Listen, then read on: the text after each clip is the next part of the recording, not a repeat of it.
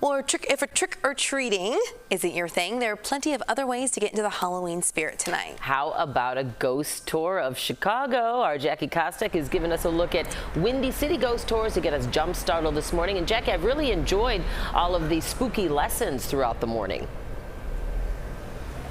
Dana and Audrina, so have I. I've learned so much.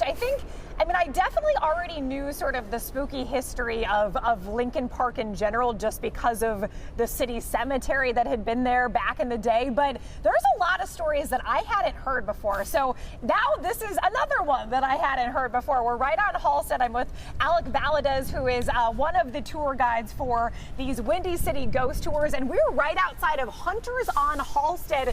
This used to be the tonic room. You may remember that. But Alec, good morning to you. Good morning. Okay, this is one of the only locations, or actually is the only location, that you typically do the tour guide part of it across the street. Why is that? I do. So this building has a bit of a spooky history. As I mentioned, it used to be a meeting place for the Order of the Golden Dawn. Okay. They were this international society, a little bit bigger back in the day during the spiritualism movement of the 1900s. And they would perform ritualistic sacrifices in the basement. There was a brothel upstairs, so they would bring workers into the basement and remove their hearts. Oh I my know. gosh, Alec, that's awful. I know, and it pivoted in the 60s, became an occult shop, so it still had that spooky vibe. There was a pentagram painted on the sidewalk at one point, and there's rumored to also be a pentagram in the basement painted on the floor. And also, when the owners of the tonic room took it over in the 70s, they found a ceremonial dagger embedded into the basement wall. That is absolutely horrifying. This is sort of interesting history, but we actually just met the current owner of the bar, again, that's Hunters on Halsted, and she said that she did know some of the stories going into it. She has not had any spooky experiences yet herself. Again, she's owned it for about a year, but she said that a lot of people have. What have you heard from people that have sort of made their way through this building about what they've experienced? Yeah, so this is definitely one of the places that people will see apparitions, usually out of the corner of their eye or something.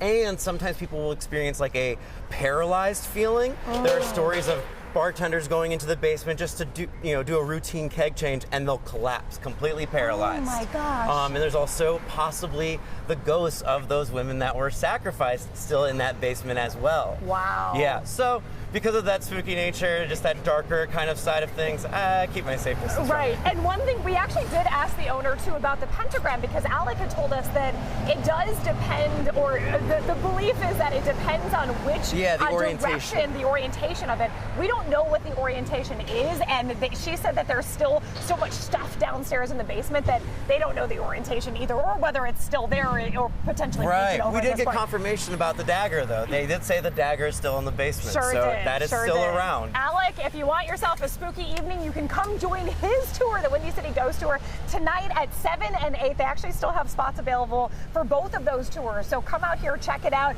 This is one of the stops on it, and they're going to be open tonight too, so if you want a little nightcap after the tour, you can pop in and maybe talk to the owner about some of those stories. Ladies, back to you. I got to tell you, Jackie, that is one story I've heard nothing about before, so now I'm really intrigued. I'm going to have to drive by it. Yeah, I mean, a lot of these stories. Right. Yeah, absolutely. 49, welcome back this morning. If trick-or-treating isn't your thing, there are plenty of other ways to get into the Halloween spirit tonight. How about a ghost tour of Chicago? Our Jackie Kostek is jump-starting our Halloween with a look at the Windy City ghost tours. Jackie, what are you learning? Wait, your hood's on. Is it raining out there?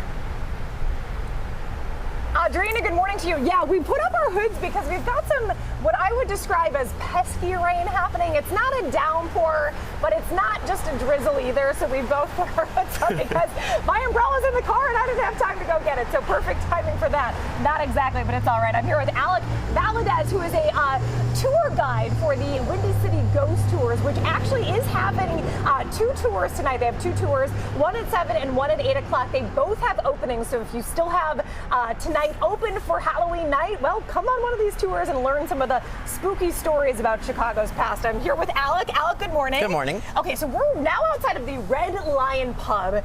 There are several ghost stories attached to this. It's typically known as one of the most haunted pubs in the city of Chicago.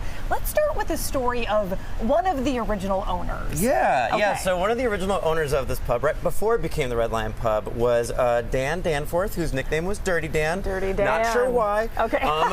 But he would frequently talk about to nearby owners about his invisible friends in this bar. Okay. And it sounds like he might have joined those invisible friends. Ooh. The owner who took over after him, John Cordwell, who turned it into the Red Lion Pub, one night he's closing down the upstairs by himself, and he's going down the stairs, and he feels violently shoved down the stairs. Wow. And even though he knew no one was up there, he saw no one up there, he just kind of had a gut feeling it was Dirty Dan. Oh. And I wonder if that's where Dirty Dan got his nickname. Yes.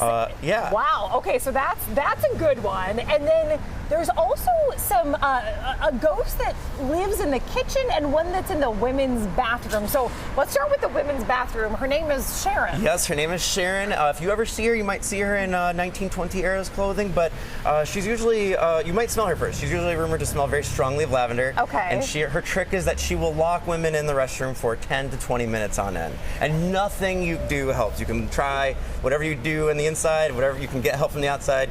You are apparently allowed out when Sharon allows you out. I gotta say, I hate to make this joke, but I'm glad she smells like lavender and not something else if you're gonna be locked in the bathroom.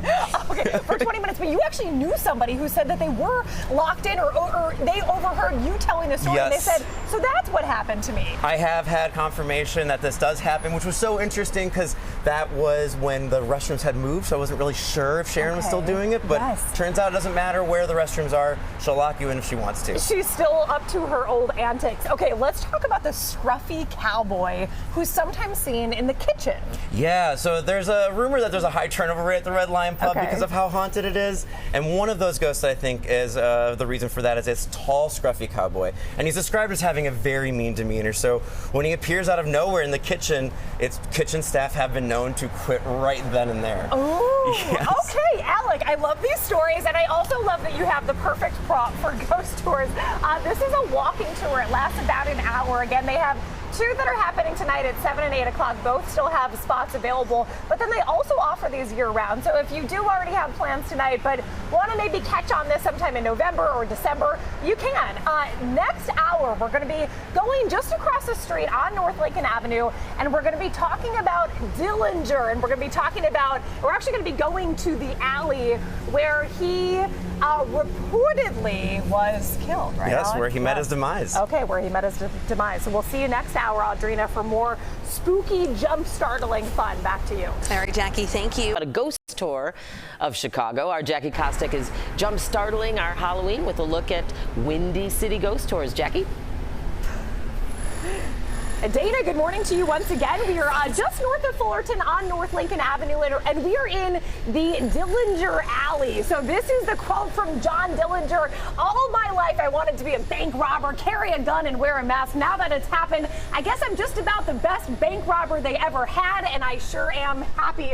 What a quote that is. I'm here with Alec Valadez this morning, who is a ghost tour guide for Windy City Ghost Tours. Good morning to you. Good morning. Okay, so tell me about the lore of this alley. Yeah, so Dillinger was a very talented bank robber, and this is what landed him on the FBI's most wanted list. And after he broke out of Crown Point Prison, he moved here to the neighborhood of Lincoln Park, where he started dating two women by the name of Polly Hamilton and a woman by the name of Anna Sage. Okay. And Anna Sage was the one that arranged for him to go to the Biograph Theater with her and Polly, and that's how the FBI were able to find him. So when he gets out of the movie, he's very surprised to find a bunch of FBI agents waiting for him. Yes. He's not going to go down that easily. So he runs into this alley, and this is where they eventually got him. Wow. So ever since then, there's kind of been this paranormal energy that lingers in this alley. And you said that people that night, like when he was allegedly again dead in this alley, that people came in and they wanted a souvenir potentially of this famous or infamous man. Yeah, they were whipped into a bit of a morbid frenzy. They saw the FBI take down one of the most dangerous men, so they wanted a souvenir. So women were coming into this alley and dipping their skirts and their dresses in the blood coming out of his wounds. I also heard people were using their handkerchiefs to do that, and also just taking buttons and anything they could to have a souvenir to remember the day by. Wow. And people who come into this alley today, if they, as you said, have the gift, they potentially feel a little uneasy. Yeah, I've noticed my more sensitive guests will feel like a little bit of a stomach pang in this alley. And as soon as they step out on the sidewalk, it kind of goes away. It's very surreal. And this is also the alley where some people will see apparitions. They'll see sometimes John Dillinger stumbling into the alley, or they'll even see Anna Stage, who's usually seen at the foot of the alley, still wearing the red dress that she was wearing that night. So this has earned her the nickname the Lady in Red. Oh, okay. Alec Valadez with the scoop on the Dillinger Alley. This is something that you can just come and explore on your own too, because again, we're just in Lincoln Park, right off of North Lincoln Avenue, right across from Lincoln Hall. Dana, coming up next hour, we're going to be moving to a spot that Alex says is actually the scariest of the tour. So we're going to end on the highest of the high notes, or spookiest of the spooky notes on this Halloween. Back to you. I'm intrigued, Jackie. I can't wait to see where you end up. Thank you so much.